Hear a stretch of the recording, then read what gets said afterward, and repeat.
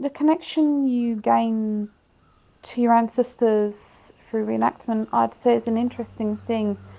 You definitely gain a lot of respect for them and for what they went through and how they lived their lives. This is like the real human condition. This is what people actually went through. It's really quite profound, and it really speaks to me on a much deeper level.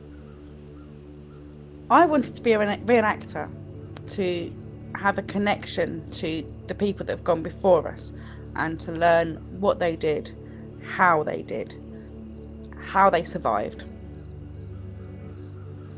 It's both different and similar, and it's interesting to see where those differences lay. When I'm dressed in my medieval outfit, I do feel different. I feel a lot more feminine because it's a really long dress that swishes around your feet when you walk along. It does make you walk differently, it makes you stand differently, it makes you hold yourself differently to how you would do in your modern world. When I'm dressed in my dress and medieval shoes, you have a different gait, you have a different posture. When I'm reenacting, I like to spend a couple of minutes at each festival just trying to think, how would my own ancestors be? I mean, I don't know my own ancestors. Our family history is quite long, but it's nothing like what I live now. I have never thought that history books give us what the real person was feeling.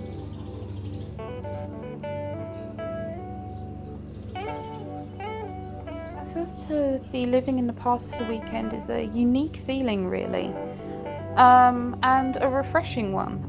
You're putting yourself in a situation where you're not tethered to your phone, you know, aren't checking social media every 5 minutes. If you want entertainment, then you have to find ways to entertain yourself.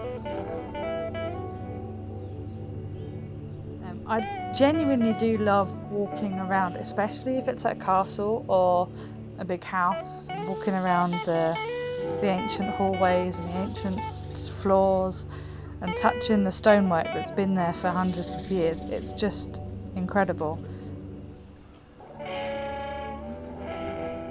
If you're hungry, you can't just throw something in the microwave.